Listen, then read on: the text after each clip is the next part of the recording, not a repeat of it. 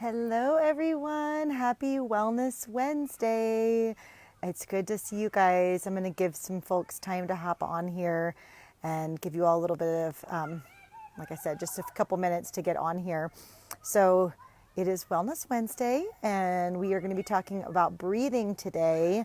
And I know that some of you were probably laughing when you saw that we were going to be I was going to be teaching you how to breathe today, because guess what? We breathe all day long. So you probably don't need anybody to tell you how to breathe. Hi, Amber. Hi, Mom. But I wanted to talk to you, I'm going to share with you all a little bit about why breathing helps. Hi, Pam. So breathing, when we talk about our stress system, there are two parts of our nervous system. There's actually a lot of parts of the nervous system, but the parts that we are really going to be tapping into today is the parasympathetic system. So breathing with purpose. Teach me, sister. I am about to. So the two parts of the nervous system that we're going to be really focusing on today are the sympathetic and the parasympathetic system. So we have what is called our autonomic nervous system, which are all the automatic processes in the body that we don't have control over. So things like digestion and heart rate and blood pressure and all those things are regulated by the nervous system.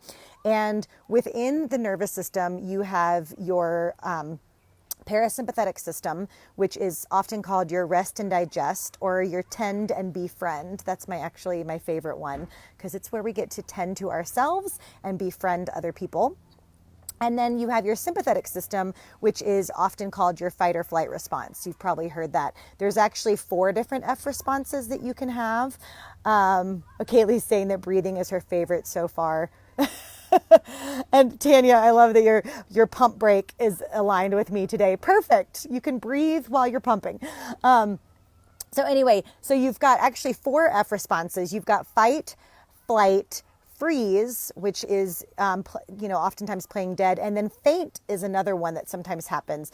In fact, I have a friend who was hiking one time and saw a mountain lion, and she ended up fainting after she saw the mountain lion. So she saw the mountain lion, she made it back down the trail and saw some people, and she was like, mountain lion, and then just fainted because of fear. So we actually have 4 F responses, but most of the time we only hear about fight or flight. And so the reason that breathing works, I'm going to nerd out on science here for a little bit, and then we'll go into the breathing exercise. But the reason that breathing works is because when you look at your parasympathetic system, all the different parts that when you go into fight or flight, the things that are often affected, your blood pressure usually increases, especially for fight or flight. If you go into the freeze or faint response, it actually drops, but your blood pressure often goes up. Your respiratory rate, your breathing goes up, because your body is basically like, I have to either fight off this mountain lion or I have to run away from this mountain lion, which don't run from a mountain lion, by the way. But your body is preparing your muscles to either fight something or to run away from something. So you're trying to get more oxygen to your blood. So your heart's going to start pumping faster. Your muscles are often going to get really rigid, which is why when we hold tension from being in a low-level stress response, it's often because our muscles, like if we're in a fight or flight response, our muscles are activated and our nervous system gets activated and gets ready to go into fight mode or flight mode. So blood pressure goes up, heart rate goes up, respiratory rate often goes up. Digestion goes down. So if you're somebody who experiences stress or anxiety on a regular basis, that can actually impact your eating. So there are 2 things that can happen. You can either not eat when you're stressed out, or you can go into overeating stress response. If you're like me, you tend to overeat, usually on sugar. Is what happens to me when I'm feeling stressed out, because your body's trying to get quick energy, and often not great, as we talked a little bit about yesterday. If you saw the video that I had yesterday with Yuri Carlson, who's a dietitian, sugar is not great for our system. So all these different things are happening in the body. Rational thought is also going to go down, because your body does not care if, what X and Y equal if you are trying to fight off a mountain lion. Like, it doesn't matter at that point. Okay, so all these different systems are affected by our stress response. I see overeater here. Yep. Me too. Eating is my love language. You guys know that. Typically avocados, but not when I'm stressed out. When I'm stressed out, it's usually like peanut butter and chocolate cookies that my husband always keeps all the time during quarantine in our fridge right now in the pantry. So anyway, so the only two ways that we can tap into our nervous system and turn off our fight or flight response are through the breath, or we can trigger our brain into rational thought. So there are definitely different ways that I teach my clients to get their brain out of the lower part, the lizard part of their brain, and back into the wizard frontal lobe part of their brain. So that's something that you can do, is you can trigger your brain into rational thought. But the best way, and usually the easiest and fastest way for most people to tap into their calm response, is through the breath. We don't have control over our blood pressure. We don't have control over whether or not our body is going to digest the food that we just ate. We don't have control over our heart rate and how fast it's going, but we can control the breath. And so that is the part that when we first are starting to tap into our calm response, the breath is usually the first place that we want to go.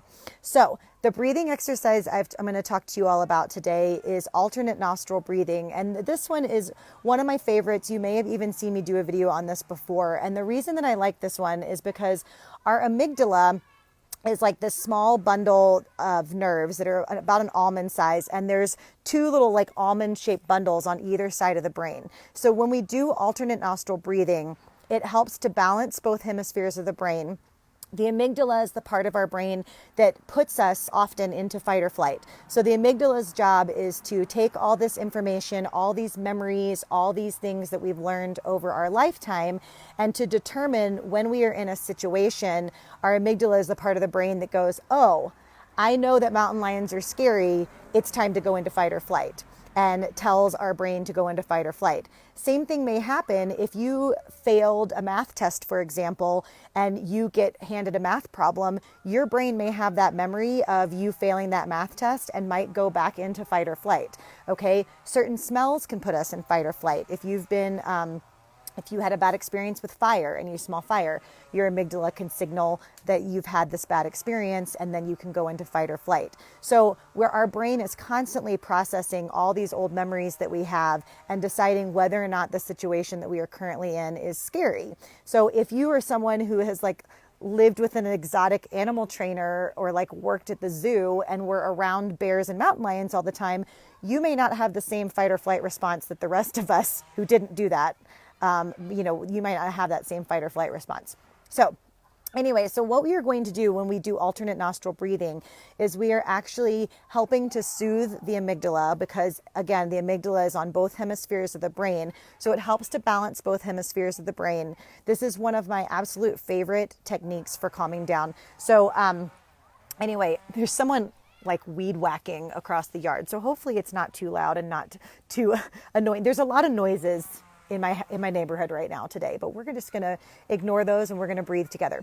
So take your right hand, even if you're left-handed, take your right hand, bring your pointer finger and your thumb down to your palm, and then flip your hand so that your palm is facing you. You're going to close, and if you've done this with me before, you know that sometimes it's helpful to have tissues nearby. Because sometimes it gets a little snotty, not going to lie.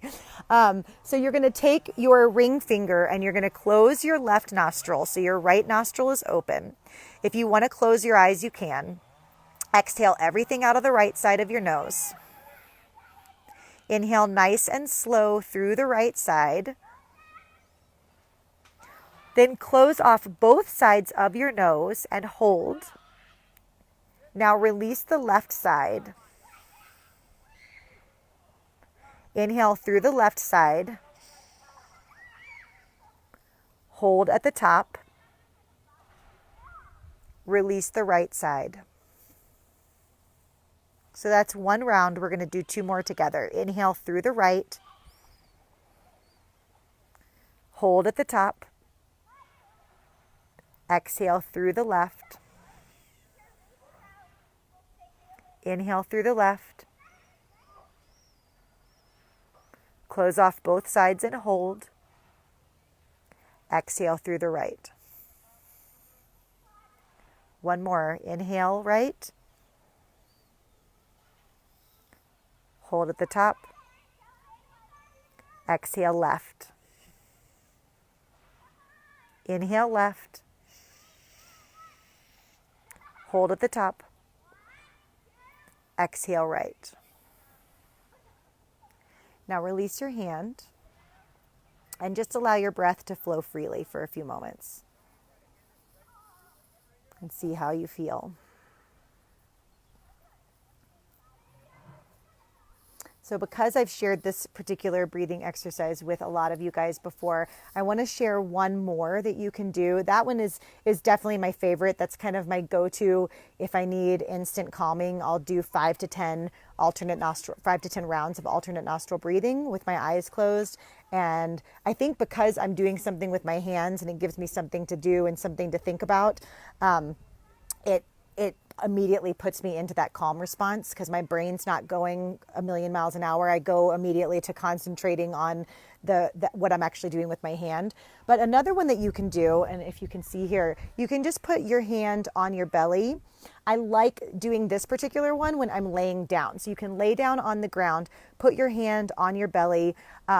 When I was in high school, I actually took voice lessons for a couple years, and my voice teacher would put encyclopedias on my belly because she was trying to strengthen the muscles, so the breathing muscles there. So if anybody happens to still have encyclopedias, which I'm not sure why you would have those when you've got Google, but if you have really heavy textbooks maybe sitting around your house, you can actually do this one with heavy books on your belly if you're laying down, because it does give you a very grounding sensation. But you can also just put your hand on your belly and just send breath into your belly, into your diaphragm and your lungs. And then exhale nice and full. So you can do an inhale for 5 and an exhale for 5 with your hand on your belly. And it's just nice to have that kind of grounding sensation with your hand in your belly. The other thing to notice about our breathing is that typically we breathe, when we're breathing throughout the day, we typically don't use our full lung capacity. So we often use the front upper part of our lungs more. And so we breathe into this front upper part more. And we don't often use the back lower part of our lungs as much. So when you're laying on the ground with your hand on your belly, you can actually, if you focus your attention on the lower ribs that are connected with the ground, that can help you send more breath into the lower back quadrant of your lungs, which then just increases your overall breath capacity. And we know right now that is so important, that our breathing, having healthy breathing right now, especially with this coronavirus that's going around, that's affecting a lot of people's lungs, increasing our breath capacity and having a healthy lungs, healthy breath is helpful. So it's not only good for our stress response, because that slow breathing in and out through the nose. And keep in mind that you want to do all of these breathing exercises through the nose, because if you think about when you're exercising, you are typically breathing through your mouth. Same thing happens when you go into fight or flight. Usually you start breathing through your mouth. So when you're in a calm state, the inhale and exhale through the nose actually signals the brain that you are not in danger and that you are not getting ready to run or to fight off the mountain lion. So you want to be doing all these breaths as much as possible through the nose and not through the mouth. So again, you've got the alternate nostril breathing that you can do. That one you can do at your desk at work. Or if you want to do one that's kind of nice, like you can even do this laying in bed at night. If you're having trouble sleeping, then you can lay on your back, put one hand or even both hands on your belly, and really focus on taking big belly breaths and sending extra breath into the lower back part of your lungs. So those are the 2 breathing activities I'm going to share with you all today. A little bit of dorky science to go along with it, because if you know me, I'm a former science teacher. I like to nerd out on the science. Plus, I think it's really important for us to understand how our body and mind are connected, because then we can really work within that. So, and make sure, you guys, we've got this afternoon at 4:00, I have Lauren Villegas, who is going to be sharing some sound healing stuff with us. And she also gets into the nervous system and talks about how sound healing helps to get into the nervous system. So that is definitely a video you are not going to want to miss. If you missed it, oh, bye, Tanya. See you later. Got to hop off. So hope you got your pumping. Thank you for being an essential worker. She's a nurse. So definitely share this with your nursing friends, because the nurses and doctors out there, you all need some stress management right now, I'm sure, more than a lot of us, the rest of us do that are working from home even. So Anyway, so this afternoon, don't miss if you can't be on at 4 o'clock for the live video this afternoon, then you are definitely going to want to see Lauren's information, because the sound healing stuff is so cool. It's something that I don't know a whole lot about, and I'm just starting to learn from her. So she is super awesome. Oh, and Lauren's here. Yay. I was just talking about you. Yeah, so watch that video today at 4. Do some mindful breathing today. I like to set an alarm a couple times throughout the day and drink a bunch of water and take, either 5 alternate nostril breaths or 5 deep belly breaths, and just take 5 minutes out of my day to calm. So set an alarm for a little bit later if you have the time, or you can also, if you need to hide from your kids and your spouse because they're working at home, lock yourself in the bathroom for 5 minutes and maybe you'll actually get some relief. Although my daughter does not give me a whole lot of privacy in the bathroom. So anyway, hope you all have a great rest of your day. Thanks for breathing and being here with me. 2 more days of fun. And Lauren is actually giving away, the giveaway for today is going to be a Mala bracelet. And also Lauren is going to be giving away one of her sound healing sessions. So you definitely want to make sure you check out that video later today. And hope you all have a great rest of your Wellness Wednesday. See you soon.